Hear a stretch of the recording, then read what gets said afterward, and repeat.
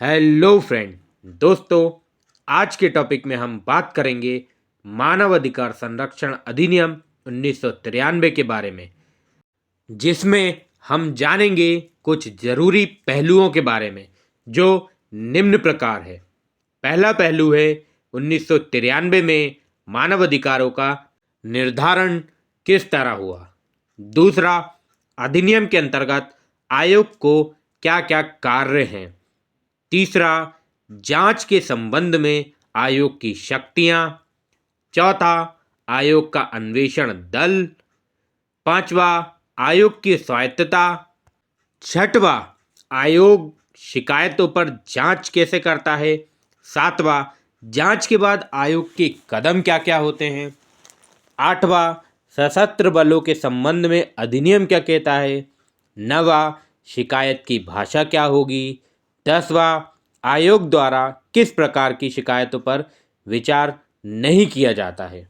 11वां, प्राधिकरणों, राज्य केंद्र सरकार के दायित्वों के बारे में क्या होगा। 12वां, विषय जिन पर शिकायतें प्राप्त होती हैं। 13वां, आयोग के कार्यों में किस विषय पर फोकस होता है। 14, आयोग की महत्वपूर्ण पहलू। 15वां, आयोग कहाँ पर स्थित है। इन सभी पहलुओं पर आज की वीडियो में हम डिस्कस करेंगे, बात करेंगे। सबसे पहले बात करते हैं 1993 में मानव अधिकारों का निर्धारण। तो मानव अधिकार संरक्षण अधिनियम 1993 की धारा के अनुसार मानव अधिकारों का अर्थ है संविधान के अंतर्गत गारंटित अथवा अंतर्राष्ट्रीय प्रसंविधाओं में सम्मिलित तथा भारत में न्यायालयों द्वारा परिवर्तनीय जीवन, स्वतंत्रता, समानता तथा व्यक्ति की गरिमा से संबंधित अधिकार। अब अंतर्राष्ट्रीय प्रसंविधाओं की अब बात करें तो उसका अर्थ होता है 16 दिसंबर 1966 को संयुक्त राष्ट्र महासभा द्वारा अंगीकृत सिविल एवं राजनीतिक अधिकारों संबंधी अंतर्राष्ट्रीय प्रसंविधा तथा आर्थिक, सामाजिक एवं सांस्कृतिक अधिकारों संबंधित अंतर्राष्ट्रीय प्रसंविधा। देखो, अधिनियम के अंतर्गत आयोग के कार्यों की बात करें अपन, है ना, तो अधिनियम के अंतर्गत आयोग को कौन कौन से कार्य सौंपे गए हैं, है ना, उसके बारे में बात कर रहे हैं। तो पहला कार्य है स्वयं पहल करके अथवा किसी पीड़ित या उनकी ओर से अन्य व्यक्ति द्वारा दी गई याचिका पर शिकायत की जांच करेगा आयोग, है ना। मानव अधिकारों का जो हनन हो रहा है यह दुरुत्साहित करना अथवा लोक सेवक द्वारा इस प्रकार के हनन की रोकथाम में लापरवाही, इसकी जांच करेगा। न्यायालय के समक्ष लंबित मानव अधिकारों के हनन के किसी आरोप के संबंधित किसी कार्रवाई में उस न्यायालय की मंजूरी के साथ हस्तक्षेप कर सकता है ना।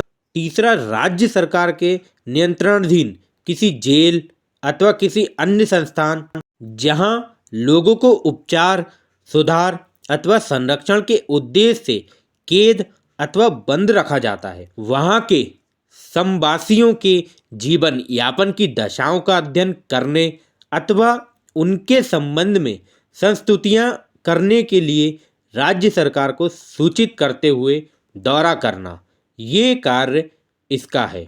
किसका? आयोग का।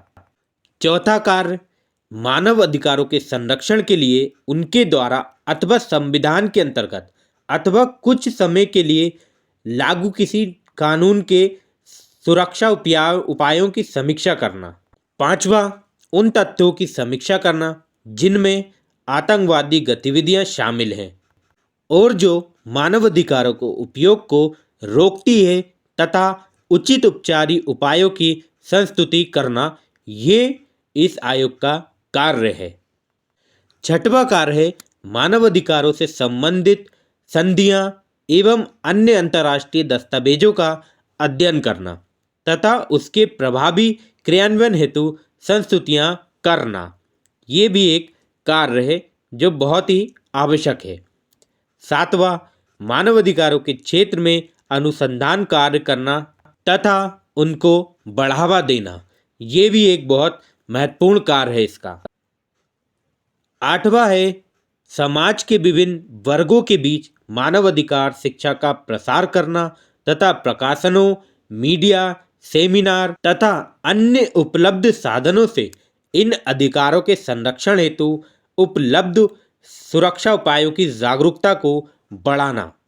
नवा कार्य है गैर सरकारी संगठनों एवं मानवाधिकार के क्षेत्र में कार्यरत संस्थाओं के प्रयास को बढ़ावा देना।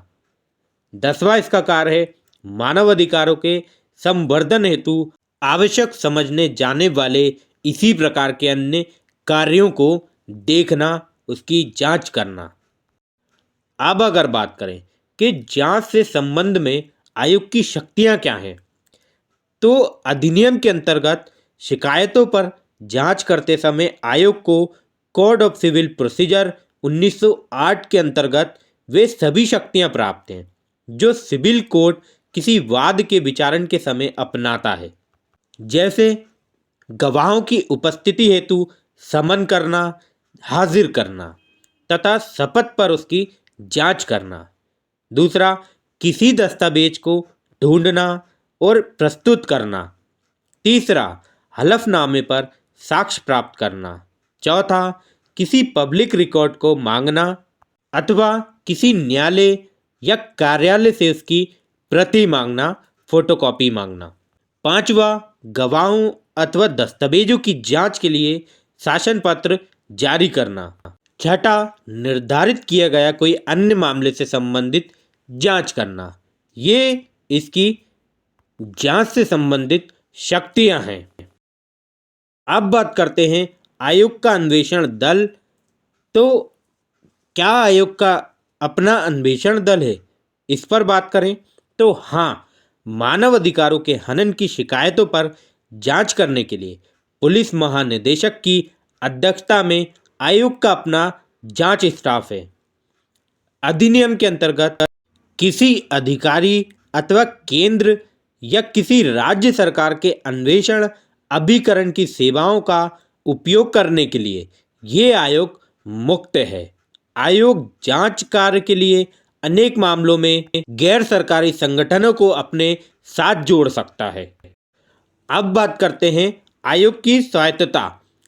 तो क्या आयोग की स्वायत्तता है? तो हाँ, आयोग की स्वायत्तता में अन्य बातों के साथ साथ इसके अध्यक्ष अथवा सदस्यों की नियुक्ति, उनके कार्यकाल का निर्धारण तथा इस संबंध में सांविधिक गारंटी, उनको दिए गए स्टेट्स अथवा किस प्रकार आयोग के लिए उत्तरदायी स्टाफ है, अपना अन्वेषण दल, उनकी नियुक्ति, उनका संचालन करना शामिल है। आयोग की वित्तीय सतत का वर्णन अधिनियम की धारा 32 में किया गया है। और जो आयोग के अध्यक्ष एवं सदस्यों की नियुक्ति है वो प्रधानमंत्री की अध्यक्षता वाली समिति, जिसमें लोकसभा का स्पीकर, गृह मंत्री, लोकसभा एवं राज्यसभा में विपक्ष के नेता तथा सदस्य के रूप में राज्यसभा के उपाध्यक्ष शामिल होते हैं, जिनकी सिफारिशों के आधार पर राष्ट्रपति द्वारा इनकी नियुक्ति की जाती है। इसके आगे बात करें तो आयोग शिकायतों पर जांच किस प्रकार करता है। तो मानव अधिकारों के हनन की शिकायतों पर जांच करते समय आयोग निर्धारित समय के भीतर केंद्र सरकार अथवा किसी राज्य सरकार या किसी अन्य प्राधिकारी या अधीनस्थ संगठन से सूचना अथवा रिपोर्ट मांग सकता है, बशर्ते कि आयोग द्वारा निर्धारित समय के भीतर यदि वे सूचना या रिपोर्ट प्राप्त नहीं होती तो ये शिकायत पर स्वयं ही जांच शुरू कर सकता है।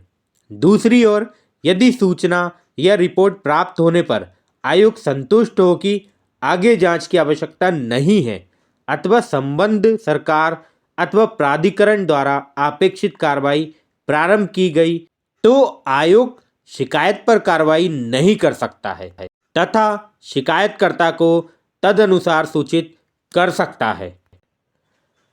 जांच के बाद आयोग क्या कदम उठा सकता है, उसकी बात करें तो जहां जांच से मानवाधिकारों के हनन होने अथवा लोक सेवक द्वारा मानवाधिकारों के हनन को रोकने में लापरवाही का पता चलता है, वहां आयोग संबंधित सरकार अथवा प्राधिकरण को अभियोजन हेतु कार्यवाही प्रारंभ करने अथवा संबंधित व्यक्तियों के विरुद्ध आयोग जैसा भी ठीक समझे अन्य कार्रवाई करने की संस्तुति कर सकता है। दूसरा, उच्चतम न्यायालय अथवा संबंधित उच्च न्यायालय से इस प्रकार के निर्देशों, आदेशों, रिट जैसा भी वे न्यायालय आवश्यक समझे उसके लिए संपर्क कर सकता है। तीसरा, पीड़ित अथवा उसके परिवार के सदस्यों के लिए जैसा भी आयोग आवश्यक समझे तत्काल अंतरिम राहत की स्वीकृति हेतु संबंधित सरकार में अथवा प्राधिकरण के लिए संस्तुतियां कर सकता है। अब बात करते हैं कि आयोग के कार्यों में किस विषयों पर फोकस होता है। तो शिकायतों पर जांच करना आयोग की एक प्रमुख गतिविधि है। बहुत से उदाहरणों से व्यक्तिगत शिकायतों ने आयोग को मानव अधिकारों के हनन से संबंधित व्यापक विषयों पर कार्य करने तथा संबंधित प्राधिकारियों को व्यवस्थित सुधार हेतु कार्य करने के लिए सक्षम बनाया है। बहरहाल, आयोग स्वतः संज्ञान से अथवा सभ्य समाज, मीडिया, संबंधित नागरिकों अथवा विशेषज्ञ परामर्शदाताओं द्वारा उनके संज्ञान में लाए गए मानवाधिकारों के संगत विषयों पर भी सक्रिय रूप से जांच करता है। इसका फोकस समाज के सभी वर्गों, विशेषकर कमजोर वर्गों के मानवाधिकारों के प्रसार को सुदृढ़ करना है। आयोग के सीमा क्षेत्र में सिविल एवं राजनीतिक अधिकारों के साथ साथ आर्थिक, सामाजिक एवं सांस्कृतिक अधिकारों की संपूर्ण श्रृंखला शामिल है। आतंकवाद एवं विद्रोह का सामना कर रहे क्षेत्रों, हिरासती मौत, बलात्कार एवं उत्पीड़न, पुलिस सुधार जैसे तथा अन्य संस्थान जैसे किशोर गृह, मानसिक अस्पताल तथा महिलाओं के लिए आश्रम पर विशेष ध्यान दिया गया है। माताओं तथा बच्चों के कल्याण हेतु गरिमापूर्ण जीवन जीने के लिए अनिवार्य प्राथमिक स्वास्थ्य सुविधाओं को सुनिश्चित करने, मूलभूत आवश्यकताओं जैसे पेयजल, भोजन, पोषण तथा कमजोर वर्गों जैसे अनुसूचित जातियों, अनुसूचित जनजातियों के लिए समानता एवं न्याय के मौलिक प्रश्नों तथा उनके विरुद्ध किए जाने वाले अत्याचारों के निवारण को रेखांकित किया है। अशक्तजनों के अधिकार, लोक सेवाओं के लिए पहुंच, जनसंख्या का विस्थापक तथा विशेष रूप से आदिवासियों का मेगा प्रोजेक्ट द्वारा विस्थापन, भोजन का अभाव तथा भुखमरी से मौत के आरोप, बच्चों के अधिकार, उन महिलाओं के अधिकार जिन्हें हिंसा, यौन उत्पीड़न तथा भेदभाव का सामना करना पड़ता है तथा अल्पसंख्यकों के अधिकारों पर अनेक अवसरों पर आयोग का फोकस रहा है। इस तरह से आपने जाना कि मानवाधिकार आयोग क्या है और ये क्या क्या कार्य करता है। दोस्तों, उम्मीद करता हूँ आपको वीडियो अच्छे से समझ आई होगी। तो मिलते हैं नेक्स्ट वीडियो में नए कानून के साथ। तब तक के लिए जय हिंद, जय भारत।